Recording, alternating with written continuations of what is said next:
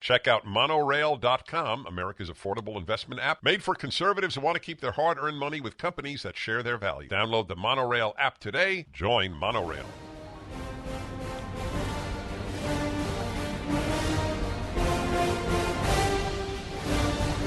Hello, my friends. Welcome to the Dennis Prager Show. When you think of Milwaukee, do you think of a healthier America than L.A., San Francisco, New York, Philadelphia? I do. Maybe that's naive. Maybe any city with a professional sports team is the same. And that's my way of introducing this piece from Fox News. The Milwaukee Bucks featured a drag show as part of their Pride Night festivities on Wednesday, with the event taking place at halftime of their game against the Denver Nuggets at Phillips Forum.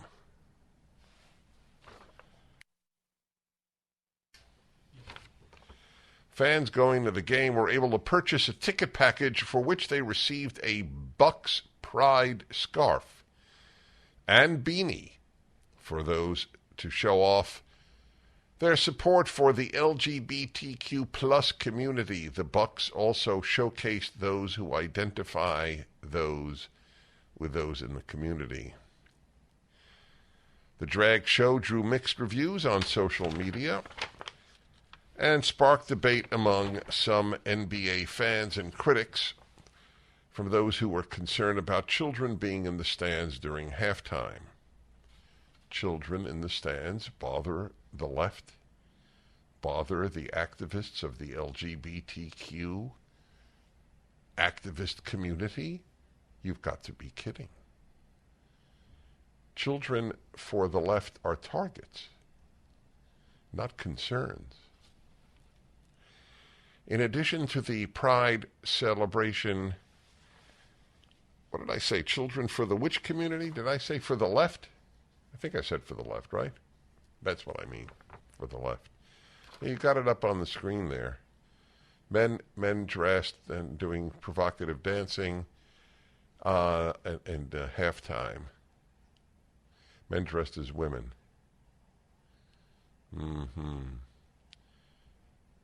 I don't know why more gays do not speak out against what is done in their name. This does not enhance the prestige of gays and lesbians to have drag queens now ubiquitous in the country.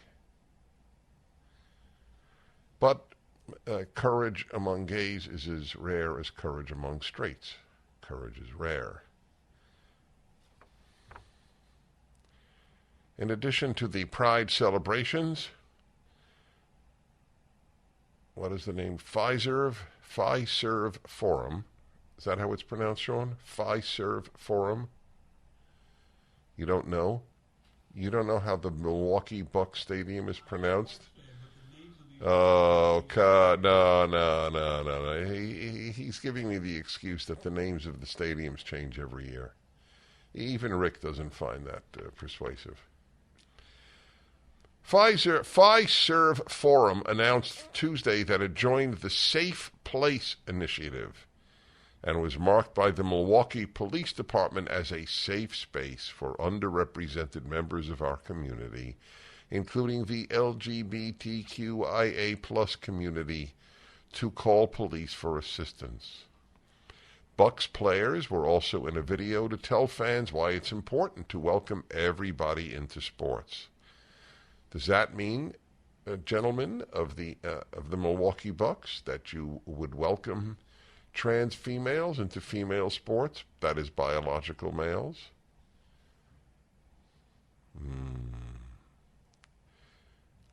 The chances of a sports reporter asking that question are, on a scale of 1 to 10, 0.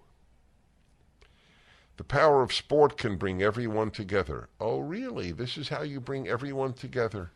I want you to realize that until men dressed as women did dances at halftime, people were not all together in Milwaukee at basketball games. You didn't know that, did you? You weren't welcome.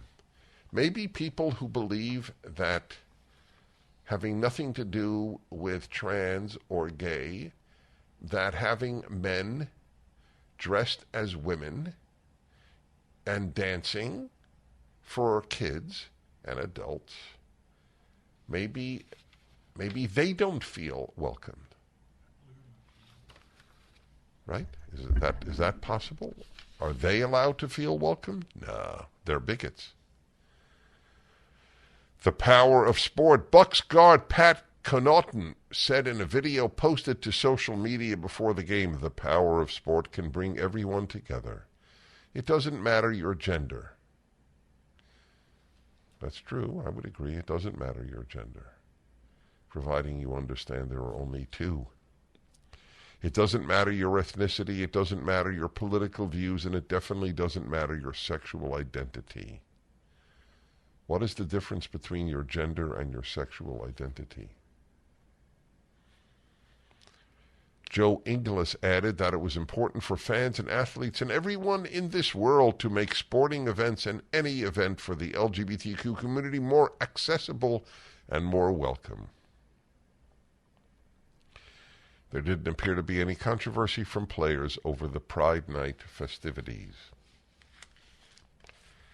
I do not celebrate men publicly dressing as women, whether they're hetero or homosexual.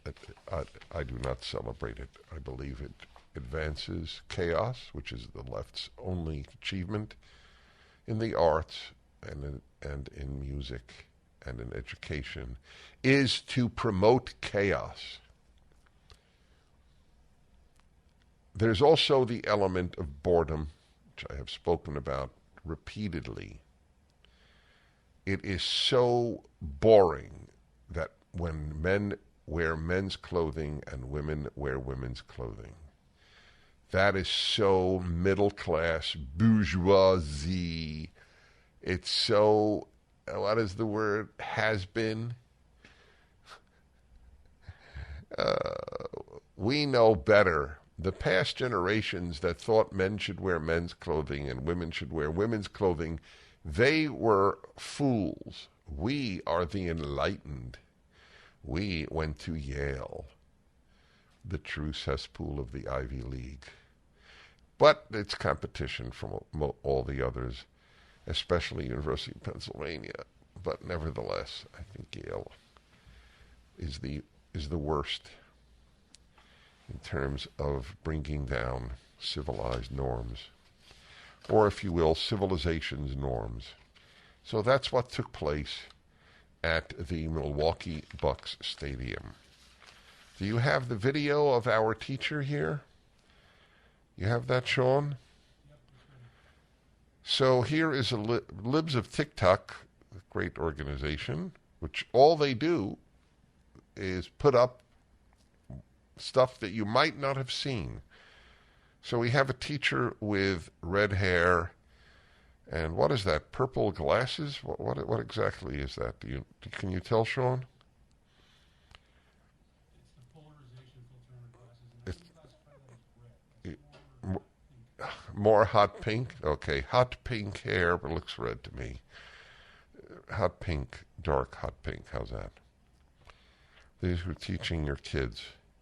Queer teacher is really sad, practically in tears, because her school only gave the options male and female on a survey. So this is who we have teaching our kids. Take it away, Sean. Today I feel sad because I had to sit through a professional development where we were talking about culture and climate, and we were looking at different subgroups of students and how they had answered different survey questions. And when we were looking at gender, the only students listed were male and female. Not the non-binary students, not the transgender students, not the students who marked prefer not to respond. And I feel sad. I feel sad for them, but I also feel sad for me, because it's sad because I now know that no matter how I feel on the inside, the only thing I can mark on a form to have my voice heard is female. And that just sucks. That really sucks. And it's sad. I feel heavy with that knowledge. Yeah. In a sick world, this brings a woman, a teacher, to tears. You only have male and female, not non-binary or transgender. But transgender is not non-binary. I don't... Transgender is male or female. I mean, that's the whole point of transgender. I feel male or I feel female despite my biology. Every day I warn you about sending your kids to almost any school in America. And you still do. It's way, way, way more convenient. I'm not condemning you. Unfortunately, in a certain percentage of your cases, life will have its consequences.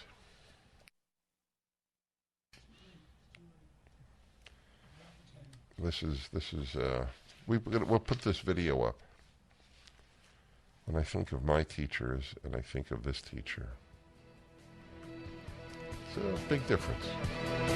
I'd like to introduce you to Monorail, America's investment app that takes you from where you are to where you want to be. Monorail is an investment and savings app that is made for patriots by patriots. Doesn't matter whether you're an Apple fan or if you prefer Android, Monorail is available in both environments and online at monorail.com. Monorail is safer for users with bank-level encryption and biometrics. Your money is protected with Monorail through Securities Investor Protection Corporation and the FDIC. No matter how you engage with Monorail, you're getting the security and safety that you need. Whether you're adding funds to your investment account, looking to buy a stock, or putting money aside for future purchases. With Monorail, you can put your money where it matters and utilize the economic power that built this country. Don't go somewhere else to trade stocks. Monorail gives you the freedom to purchase whole or fractional shares in companies you believe in. It only takes 5 minutes to download the app and set up. Join the pro-America money movement. Join Monorail.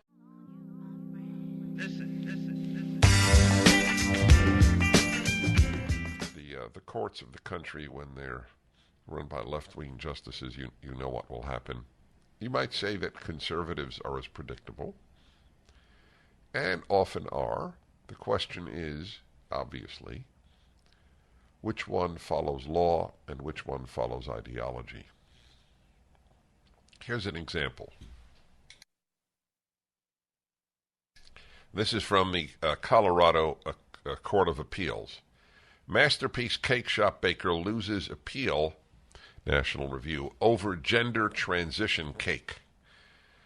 Christian baker Jack Phillips yesterday lost his appeal in a case that stemmed from his refusal to make a cake for an individual's gender transition.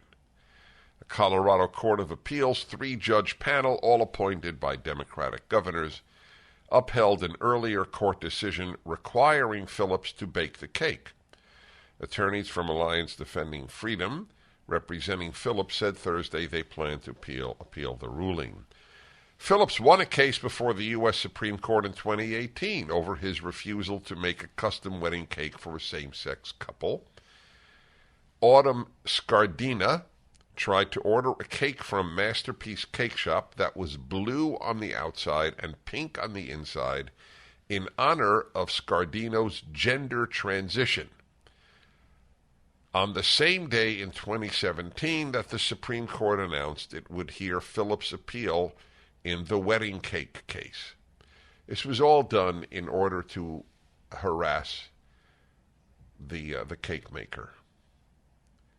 Everybody knows 99% of the people who bake cakes in Colorado would bake a cake to honor your changing your sexual identity. By the way, if I were a cake baker, I would not bake the cake. I would bake the cake for any transgender individual, as they would. They are being asked to bake a cake to honor an event, not to make a cake for a person. I would oppose not baking a cake for a transgender individual. That's important for people to understand. Baking a cake to celebrate an event that you don't endorse is very different from baking a cake for an individual, whatever lifestyle or whatever self-identity that person has. Scardina said during a March 2021 trial, by the way, it's also, this is what I mean, every leftist is totalitarian. You can't leave this cake baker alone. He doesn't want to bake a cake to honor an event that he doesn't believe in. He doesn't think that he can honorably celebrate the event. Why not leave him alone? Because the left doesn't leave you alone. Scardina said during a March 2021 trial that the attempt to order the cake was a test to see whether Phillips would make good on his assertion that he would sell any other type of product but opposed making a gay couple's wedding cake because as a Christian he was opposed to the religious ceremony involved, according to CBS Denver. Scardina's lawyer, Paula Greisen, claimed that the call was not a setup, but rather more of a calling someone's bluff. Right. I guess he didn't, when he made that comment, he wasn't thinking of something else that would be unacceptable to his Christian faith. Why is it unacceptable to his Christian faith, you might ask? Because Jews and Christians who take the Bible seriously, indeed, as reflecting or actually being the Word of God, believe that God has created only two sexes, male and female, and that you are what you are, and so they cannot honor. They can live in peace with, they can treat beautifully, they can bake a cake for, but they cannot honor the claim that I am not male or I am not female. But that is unacceptable. You must honor what you don't believe in. The road between the left in America and North Korea is a direct one. It is only a matter of opportunity. David Horowitz's whole life said every leftist is a totalitarian, and he was right.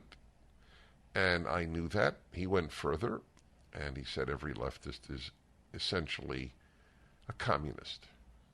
Not every liberal. Every day I draw a distinction between liberals and leftists. Liberals vote for the communists, but they are actually conservative in their values. The only group in America that does not vote its values are liberals. Liberals vote leftist, as opposed to liberalism, more opposed to liberalism than is conservatism. Liberals lack wisdom and courage, but their values are good in the great majority of cases. Phillips' lawyer, Sean Gates, said the baker could not create the cake because he did not agree with the message it would send that gender transition is something to be celebrated. I had not read that, and it's exactly what I said to you. He argued that it was not discrimination against Scardina, and later added that Phillips had also declined to make cakes with other messages he disagreed with, such as Halloween images. That's a very powerful argument, isn't it? Why shouldn't he be forced to make Halloween cakes if he doesn't believe in it? The court found, quote, that the act of baking a pink cake with a blue frosting does not constitute protected speech under the First Amendment. Funny, isn't it? They would argue that burning the American flag is an act that constitutes free speech. But baking a cake doesn't. Yes. Welcome to the destruction of a beautiful society. The Dennis Prager Show. Many investment advisors have been recommending cryptocurrencies such as Bitcoin. They claim it's the new gold. This is Dennis Prager for AmFed Coin and Bullion. Why would you buy the new gold when you can buy real gold and silver, which have maintained value for thousands of years versus the highly volatile crypto market? When I purchase gold and silver, I do so from my friend, and I don't often say my friend in these ad copies, Nick Grovich, owner of AmFed Coin and Bullion. I like the fact that it's tangible. I can hold it and control how it's stored, unlike digital currency that's held in a digital wallet. I want to preserve my wealth, which is far from the case with Bitcoin spiraling drop in price. Nick's been in the precious metals industry for over 41 years, and he has established a reputation built on trust, transparency, and fair pricing. Call Nick and his team at AmFed Coin and Bullion to take advantage of his honest advice and extensive expertise. 800-221-7694. AmericanFederal.com. AmericanFederal.com. Very nice, everybody. Dennis Prager here. And I would like to tell you about a big project that I have engaged in for the Daily Wire. They're thoughts from a lifetime of thinking about major subjects. They're inaugurating a program there called the Master's Program, and they've started with me. And they have 8 episodes, 45 minutes each. It's intellectually intense. It's meant to be life-changing. I thank Daily Wire for doing it. Go to dailywireplus.com. You can see a trailer about me giving these courses. The first 2 are on secularism. It's meant to change people's lives. Episode 3 is Happiness is a Moral Obligation. They're coming out every week. And they began yesterday. It's at the Daily Wire. So Dennis Prager Master's Program, Daily Wire, is another way to just get there, I presume. I hope you watch it. I hope you send it to others. It's my way of making the case for the best values I know of. How's that? How is that? Here's a piece in the New York Post about George Soros. How George Soros funds fact-checkers to silence dissent. Yes, you know, this will sound perhaps strange, but I tell you what I believe. I mean what I say, and I say what I mean. George Soros is so evil. He is such a completely destructive force in Western civilization that he and the events of the last 3 years with the lockdowns and the damage to children and the lying of the major institutions of America, it's not easy for me to say for so many reasons. I have never believed in an independent force of evil in the universe called the devil. It's not my theology. It's not my religion. My religion is Judaism. And it posits one force in the universe, and that is God. And therefore, as Isaiah 45:7 puts it, God is the source of everything, including good and evil. Doesn't mean God does evil, but God created the possibility of evil, and the possibility has certainly come to fruition. Christians and others do believe in a force of evil. Call it Lucifer, call it the devil. There are people who do seem to suggest the existence of this malevolent force in the universe. And George Soros is one of them. that Jewish organizations defend him because he was born into a Jewish home. The man is as Jewish as my tortoises in terms of commitment, identity, values. But the fact is, he was born into a Jewish home. He himself has said it means nothing to him.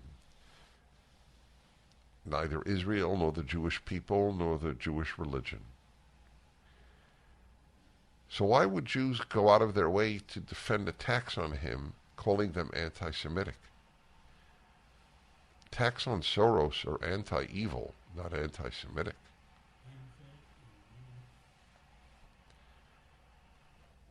So I actually wrote a piece about him. I've got to find the date. You'll be very surprised to learn this. Let's see. Soros, non-Jewish Jew, Prager. That should come up. Let's see. George Soros. There we go. And the problem of the radical non-Jewish Jew. And it was done in 2007. I wrote this almost exactly 16 years ago. Well, I'm not a Johnny-come-lately to the realization that Soros is evil. But he does actually make an argument for the existence of the diabolic in the human species. 1-8-PRAGER-776.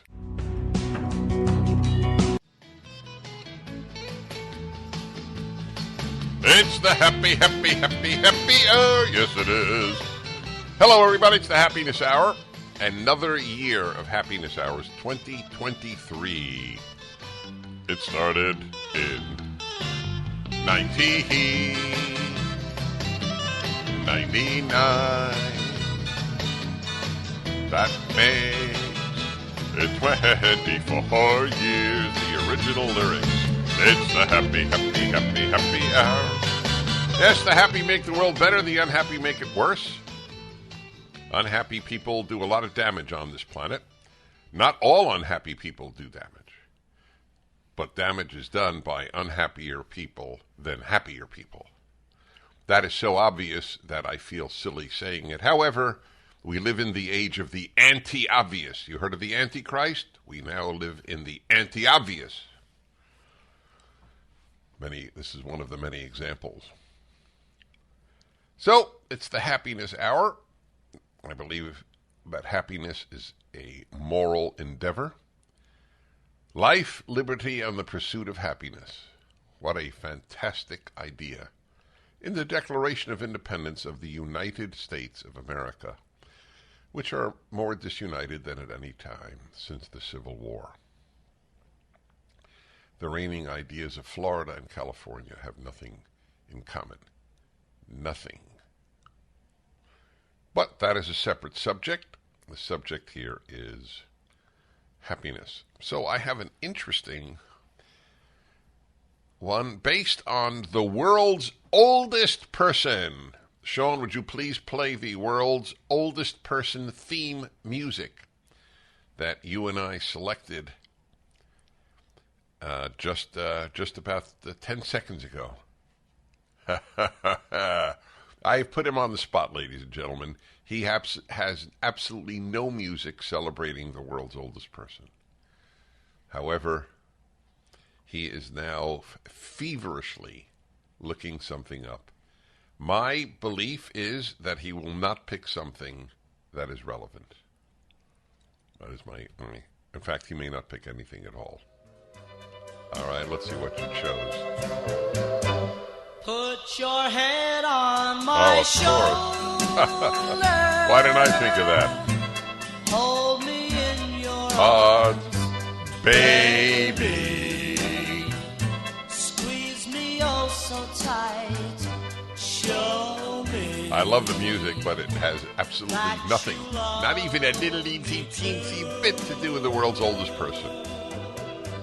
Put your lips next to mine. Why would they not make a song like this, write a song like this today? God, what an age of innocence. Oh, it's painful. World's oldest person, this is from The Guardian. World's oldest person on the keys to longevity. I love when they do this, when they ask the world's oldest person, so what's the secret to longevity? Cracks me up. Like they know. To her credit, by the way, she did say, I think longevity is also about being lucky. Luck and good genetics. Well, good genetics is luck. Of course, there's a lot of luck. There's a lot of luck in a lot of things. What's the secret to a long, happy marriage? The good luck you had in choosing the right person. That's the biggest secret. All right. Now, her name is Maria Brañas Morera. Maria Brañas Morera, Maria Morera. It works.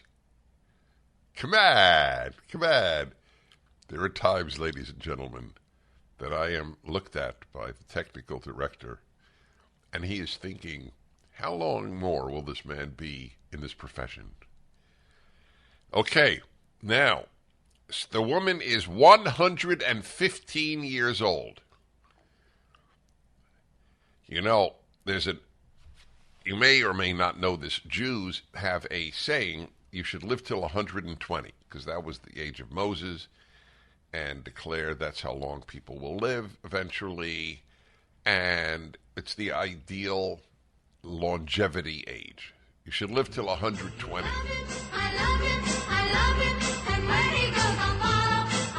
Those are the later lyrics. The original lyrics were another great song by oh my God, can you imagine this song today? I will follow him wherever he may go. That is like putting up the fascist anthem.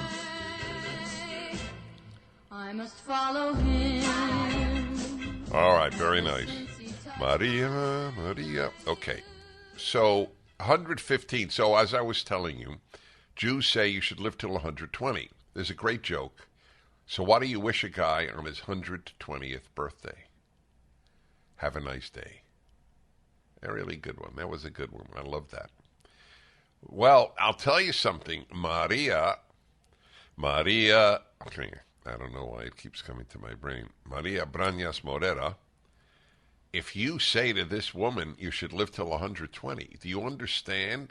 You're telling her, I hope you only live another 5 years.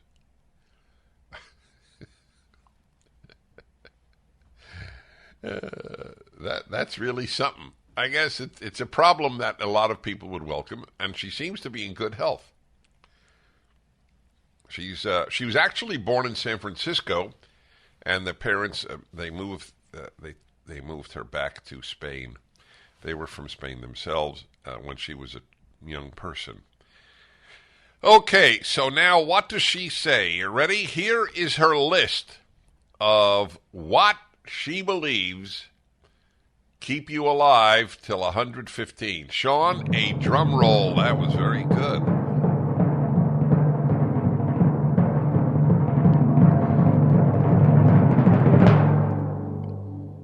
It's a bizarre drum roll. That's not what I had. I had something else in mind.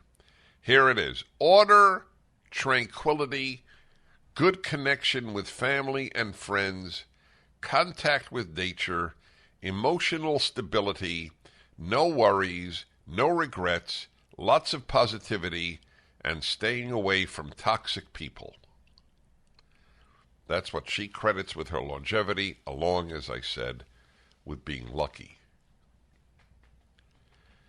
Well, that's worth analyzing.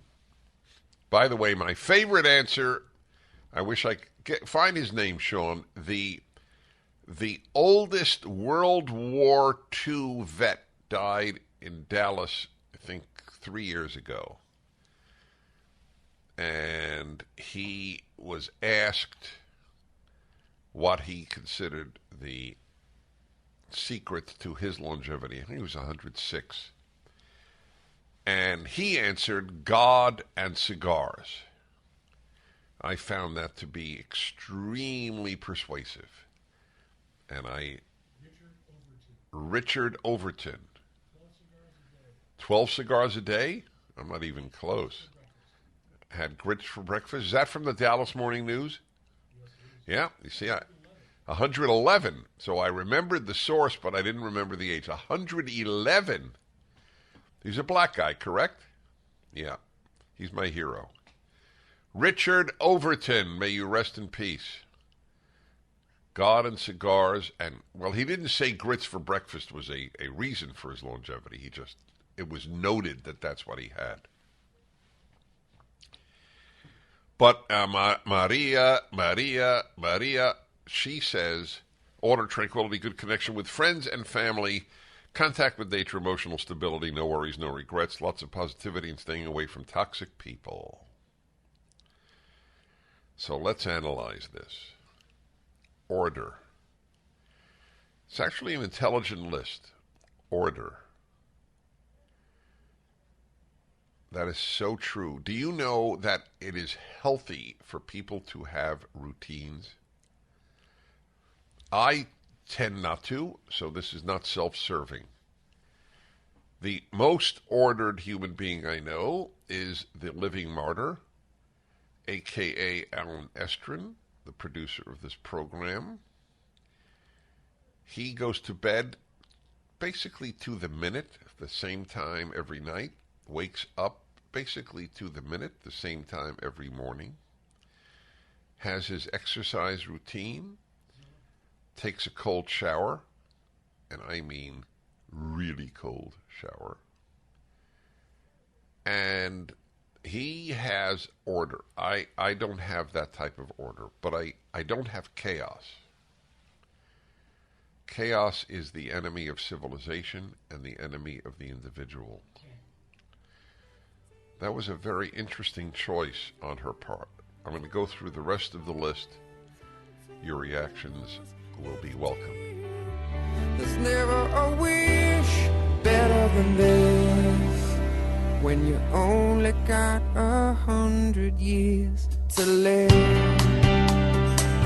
My friends, a food shortage could be coming. I can't believe I'm saying this, but it's true. So survival food is important. Create your own stockpile of the best-selling 4 Patriots Survival Food Kits. It's not ordinary food. We're talking good for 25 years super survival food. Hand-packed right in a family-owned facility in the USA, giving jobs to over 200 Americans. The kits are compact, sturdy, water-resistant, and stack easily. They have different delicious breakfasts, lunches, dinners. You can make these meals in less than 20 minutes. Just add boiling water, simmer, and serve. Right now, you can go to 4Patriots, that's the number 4, 4Patriots.com. Use the code Prager to get 10% off your first purchase on anything in the store.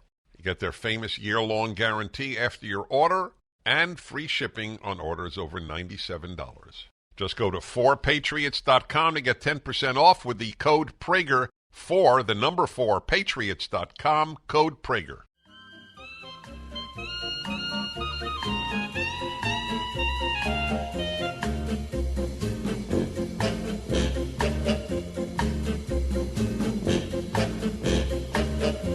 I think that's great. This is, I know it's, what is this, Pink Panther? What is it? All right, stop. Okay, Baby Elephant Walk. Mancini, all right, so I had it. All right, doesn't matter. It's great.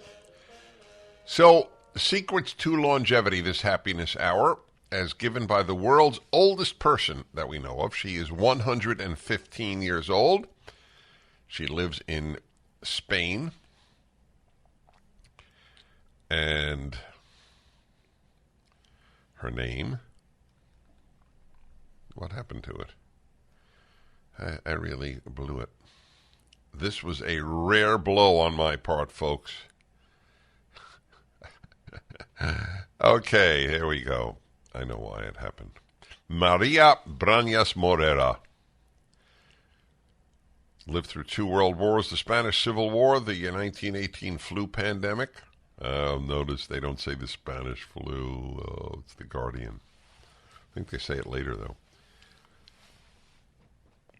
What's her secret? Order, tranquility, good connections with family and friends, contact with nature, emotional stability, no worries, no regrets, lots of positivity, and staying away from toxic people. Plus luck. Order, that's a big one. So many lives are in chaos. This country, amazingly, is actually inducing chaos in children. It is a major reason for the largest number of kids on antidepressants in American history, largest number depressed, period, largest number committing suicide, and a big reason is chaos. You're not a boy or a girl. Whatever you think you are or whatever you will think you are is a perfect example of chaos. Who induces chaos in people? People whose lives are chaotic. If you do not acknowledge that if you are a boy and think you're a girl, or a girl and think you're a boy, that there is chaos in your life, you are doing one of the greatest sins possible, lying to yourself. No matter how much sympathy you may have for the individual, that's chaos. It's chaos when there is nothing fixed. It is chaos when parents do not act as parents in children's lives. Act as pals. Kids need authority figures. Kids need guardrails. Kids need security much more than even love. Because we live in the last at least 75 years with a dearth of wisdom, people have assumed all kids really need is love. I love you. I love you. I love you. I love you. That's what they think kids need. Kids need order. We all need order. Chaos is guaranteed unhappiness. This is, remember, the happiness hour. So, remember, order. By the way, the abolition of tradition is a form of disorder. I belong to nothing. That's what it is. I am my race. I am my sexual orientation, but I am nothing else. I am not American. I'm a world citizen. I'm not a Christian. I'm not a Jew. I don't believe in the fairy tales of the Bible. I belong to nothing. I have no identity. That's chaos. Her first statement was order. That's right. That gives kids emotional fortitude to take on life. Next, tranquility. Her list is really, really intelligent.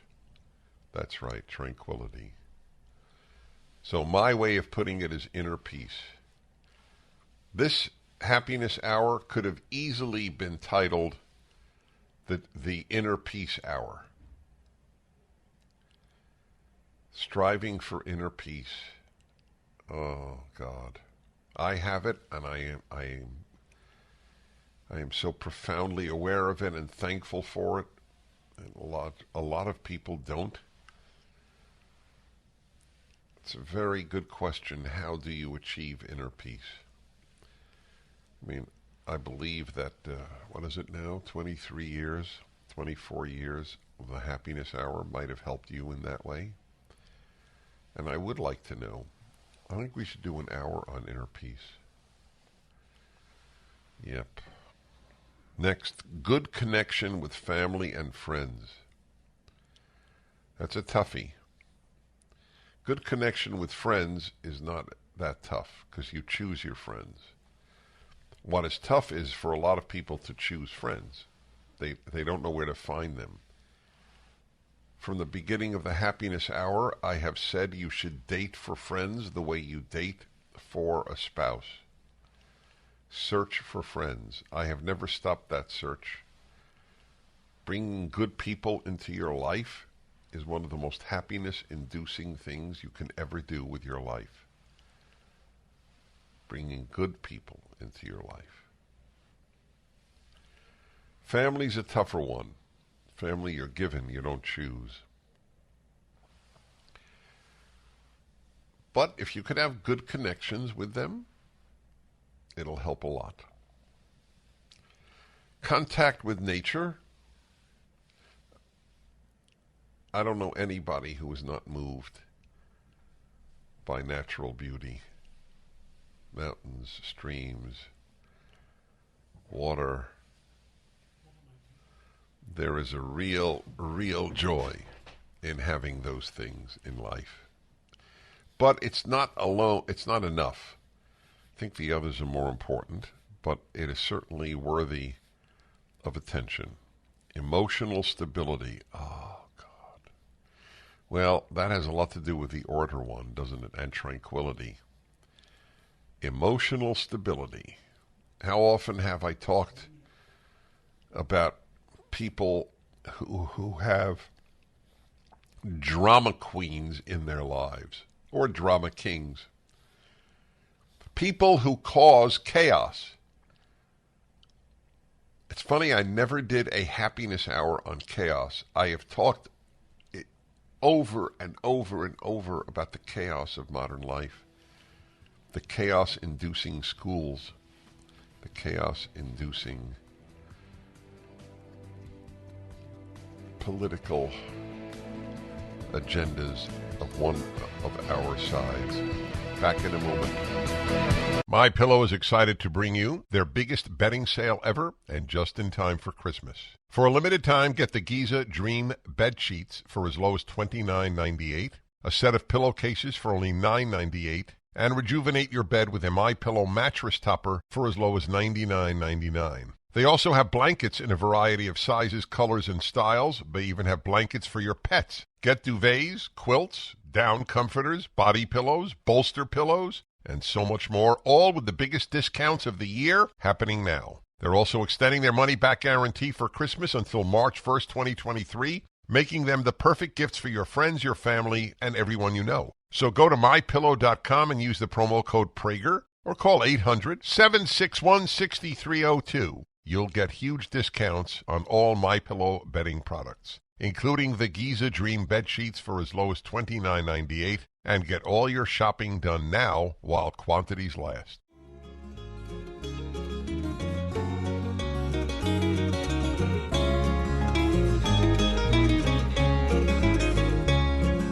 Well, I can't squat and I can't bend over. Got sharp pains in both of my shoulders. I'm old. I'm older than dirt. I got some of Where'd my you find teeth this and one? none This of is a my good hair. one. I can't hardly hear, but I Talking don't about the care. secrets I'm to old. longevity on this happiness I'm hour, older second hour every than Friday, since 1999, in fact. So there's a woman in Spain who is now 115 years old, and they've asked her what she thinks the secrets to longevity are. She noted luck is one of them, which she is entirely right, but she noted order, tranquility, good connection with family and friends, contact with nature, emotional stability, no worries, no regrets, lots of positivity, and staying away from toxic people. That's a good list. She's really anti-chaos.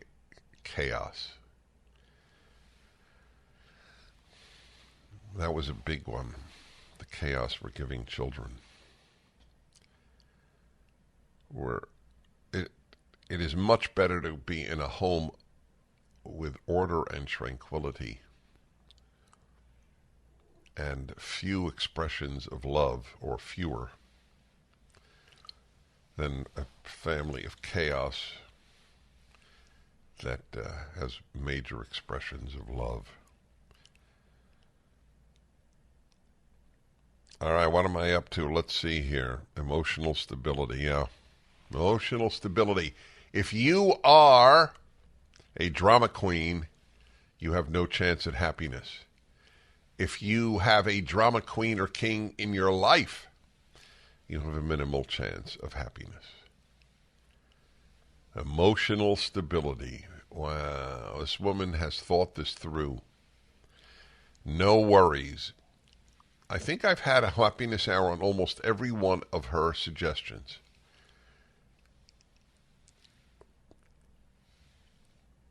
No worries is such a good point. My theory on worries is that in the great majority of cases, what you worry about won't happen. So you worried for nothing. And if it does happen, you still worried for nothing.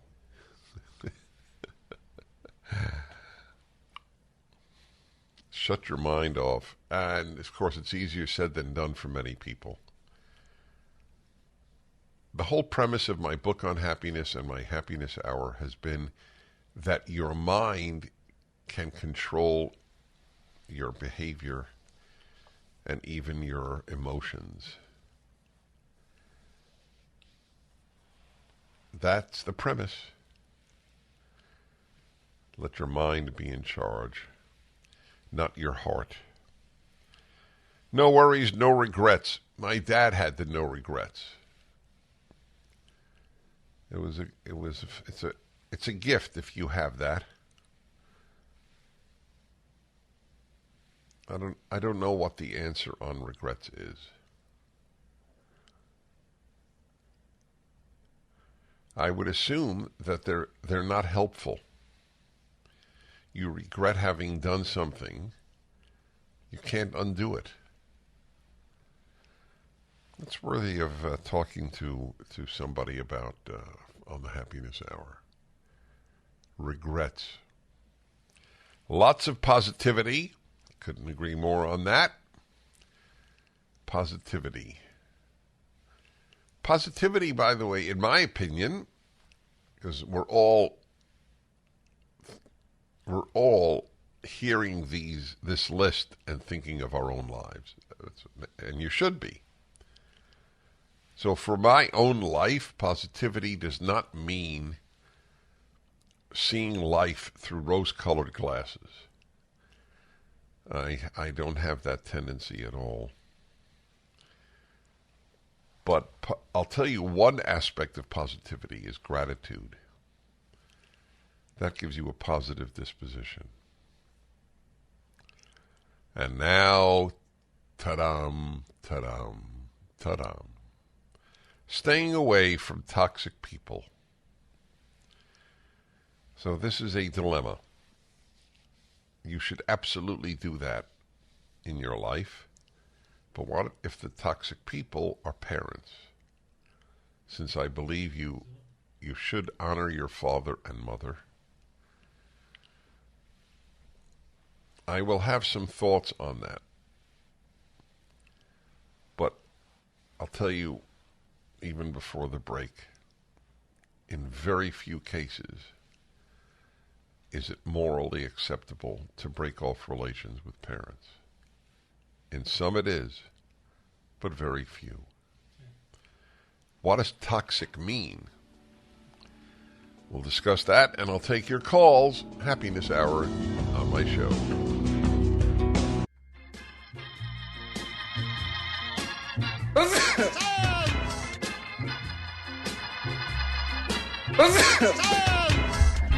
What was that? What was that? What? That is weird. Okay. Yeah, but you didn't hear his reaction to the sneeze. All right, everybody, this is it. Whatever's on your mind hour, a third hour last of the week. Take in the music. There was a guy in the gym I attended who was an atheist and who knew who I was and who had great joy in declaring his atheism to me whenever I'd see him. It's so interesting because I didn't feel the corresponding need to declare my theism to him. It usually works in one direction in that regard. So he would say, if somebody sneezed, he didn't say, God bless you. There was no God to bless you in his view. He would say, science. Oh, okay.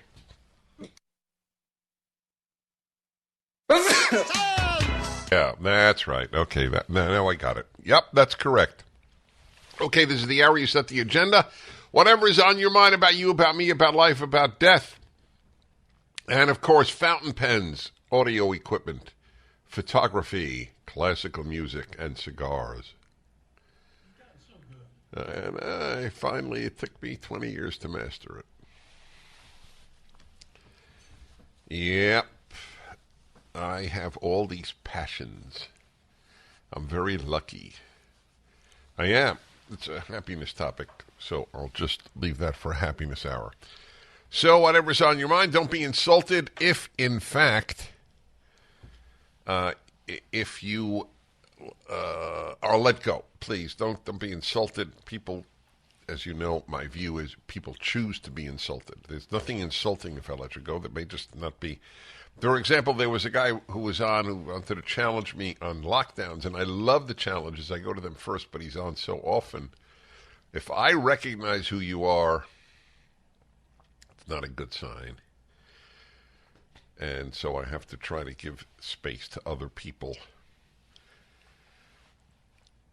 It is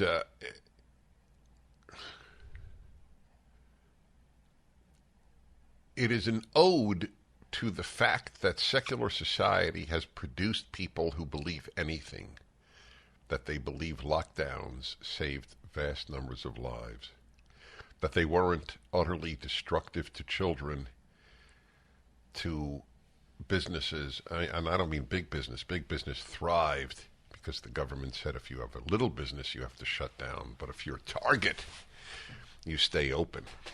CVS, you stay open.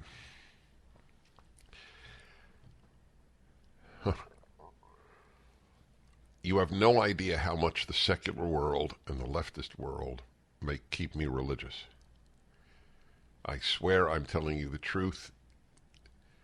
I would say as much as anything positive about faith in God and religion, it is the anti-religious, at least as much as anything religious, who keep me religious.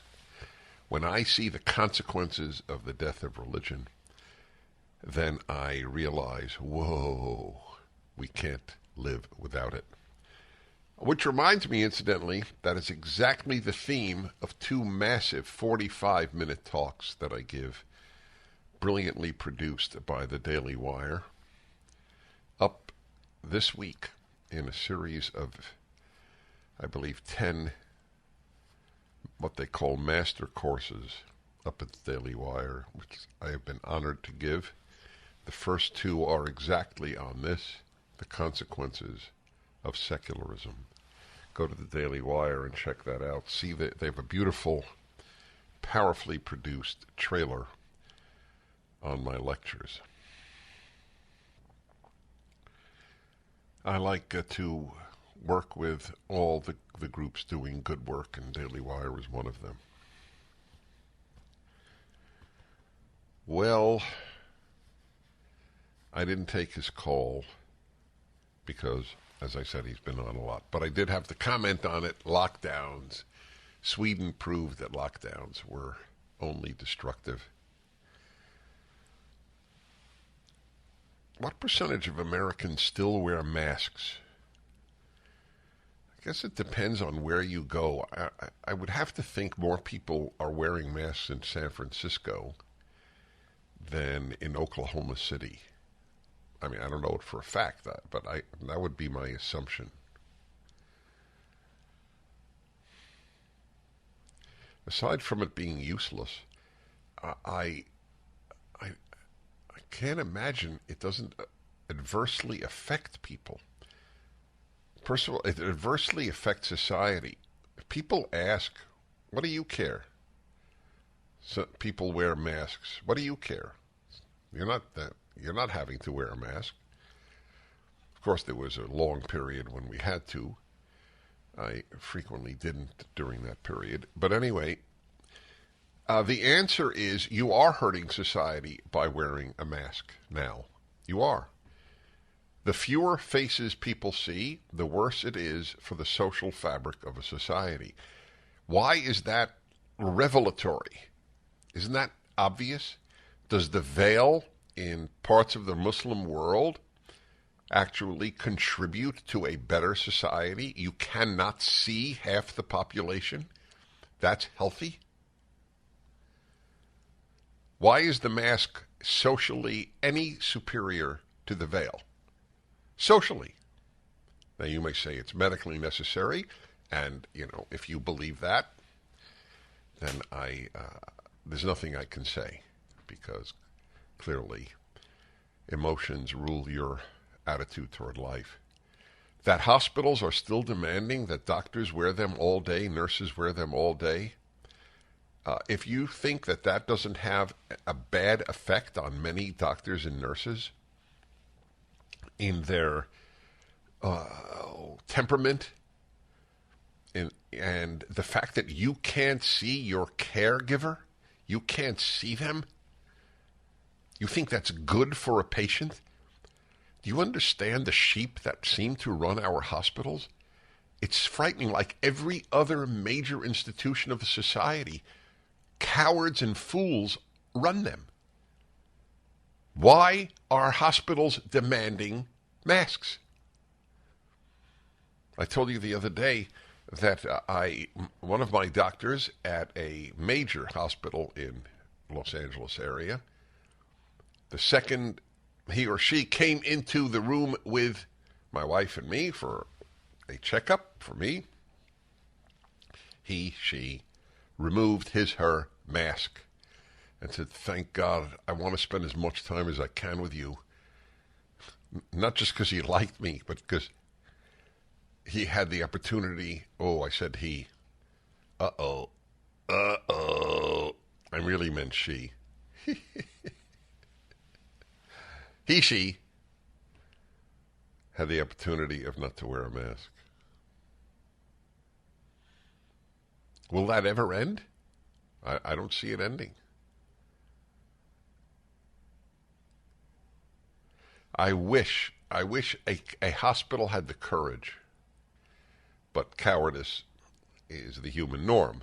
But I wish any hospital had the courage to actually have a vote among its doctors, separately among its nurses. Should every doctor be required to wear a mask in the hospital? I don't know what the vote would be. I would love that to take place.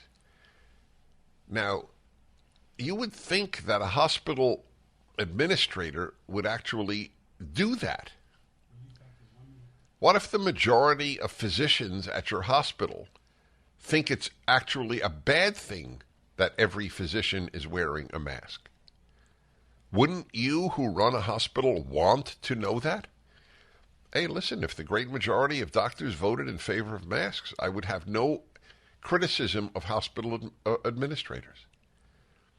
But don't you want to know what your doctors think? What your nurses think? They don't. And they're relying on physician sheep-like behavior, because human beings have much more in common with sheep than with courageous human beings to do what they want. I know for me, I would leave the field, or I would leave the hospital if I were a nurse or a physician. It would asking me to wear that useless breathe your own breath all day contraption would be too much.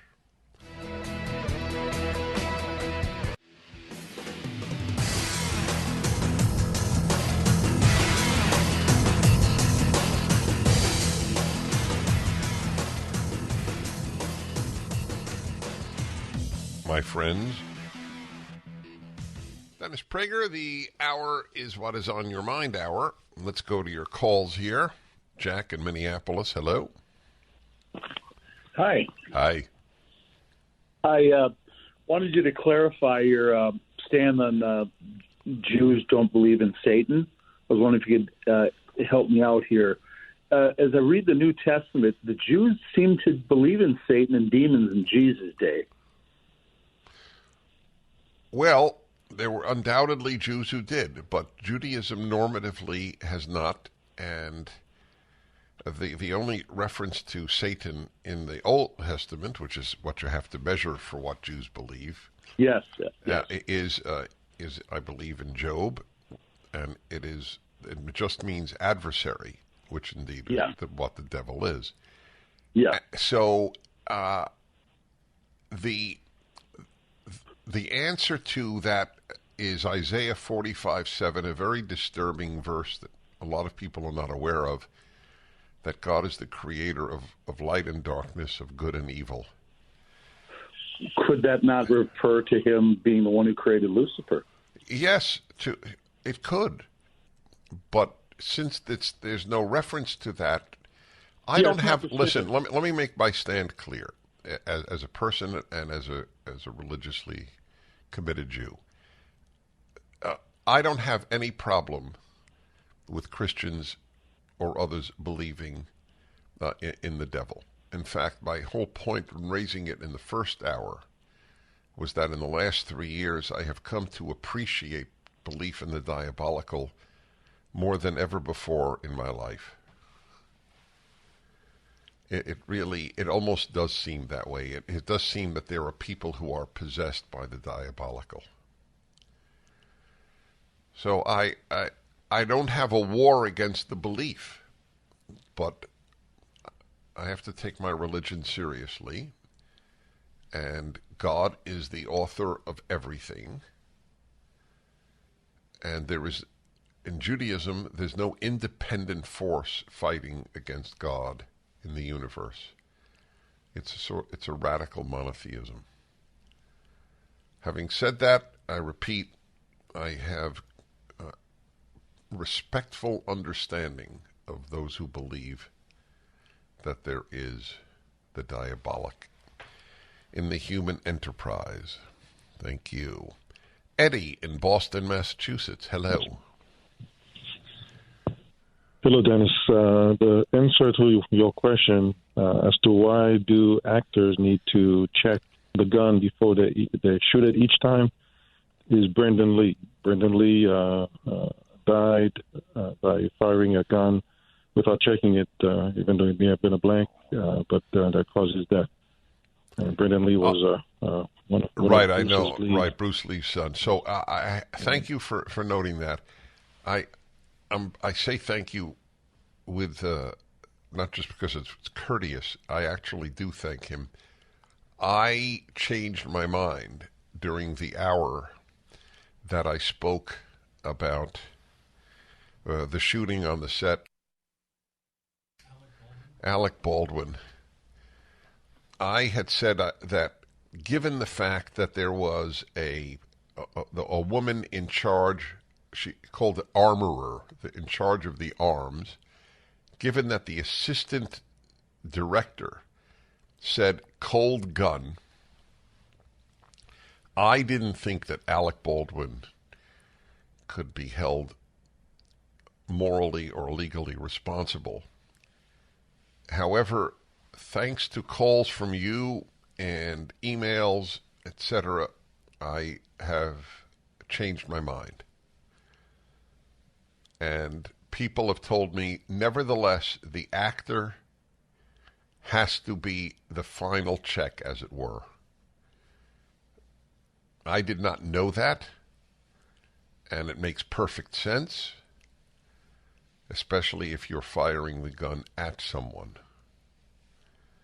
So I have gone from I don't see how he is legally responsible to I don't see how he is not at least partially legally responsible. Especially since it was his movie and he's acted in so many movies.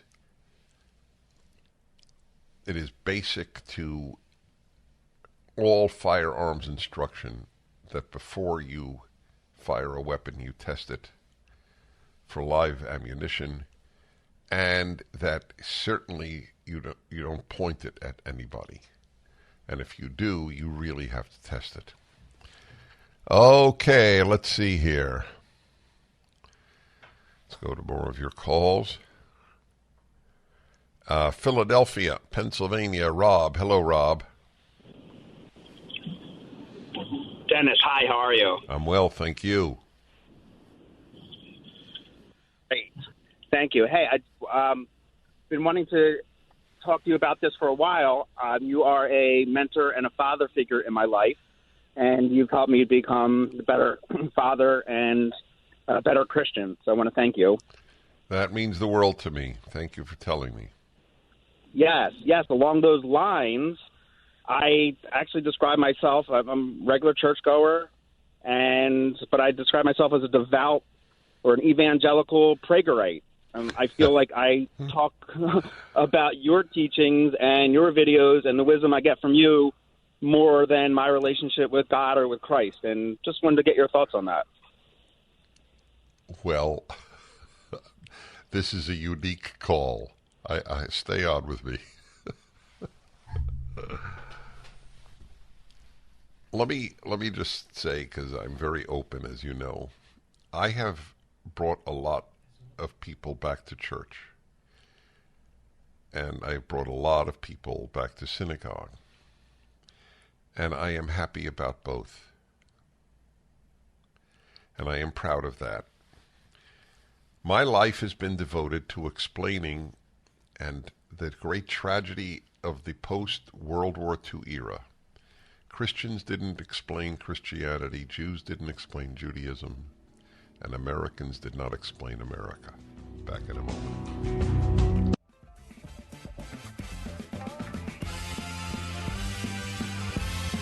Hi, everybody. Dennis Prager here. The hour you set the agenda, whatever's on your mind. So, Rob in Philadelphia has an interesting call.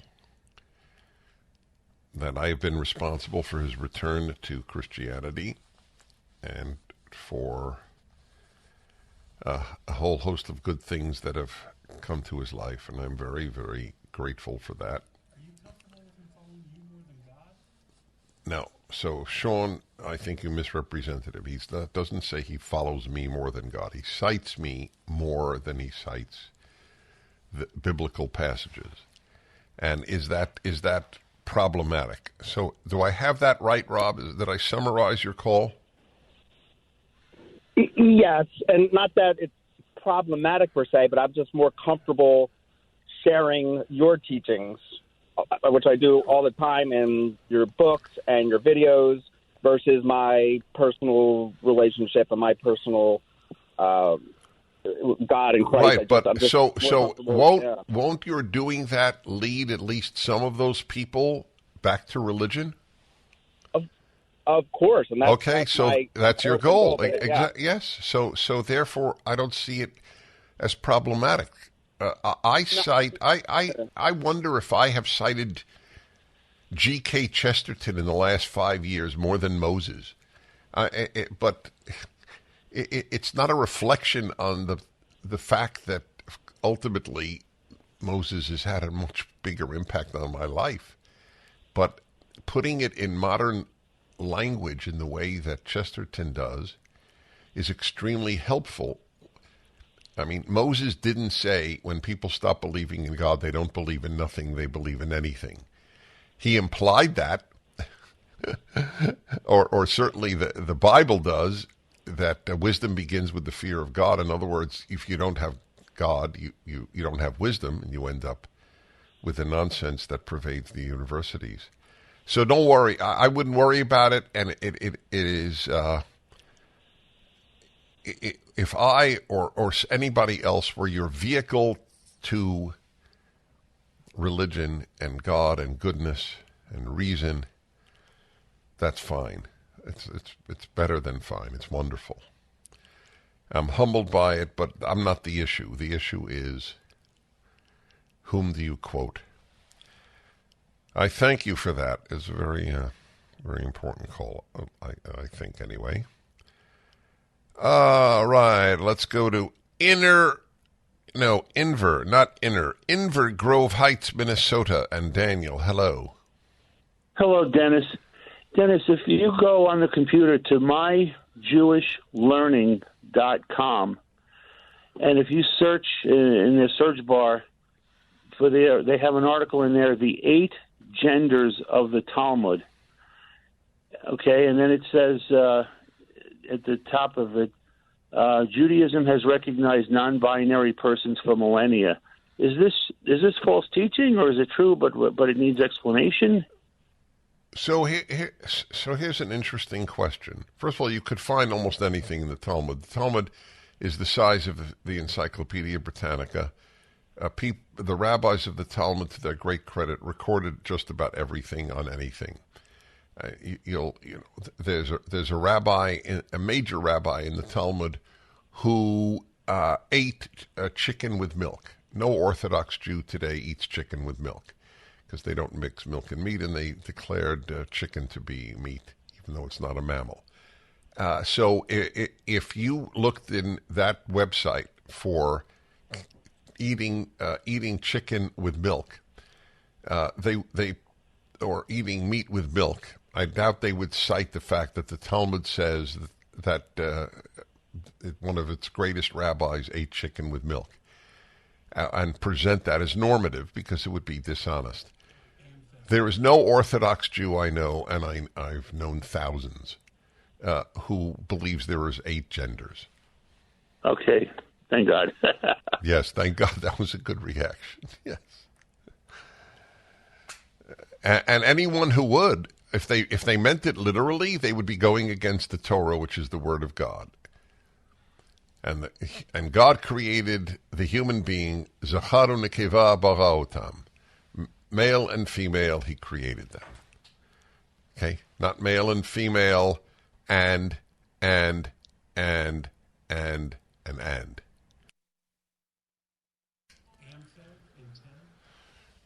One 8 Prager 776. We continue with your calls. Dennis Prager here. Thanks for listening to the Daily Dennis Prager Podcast.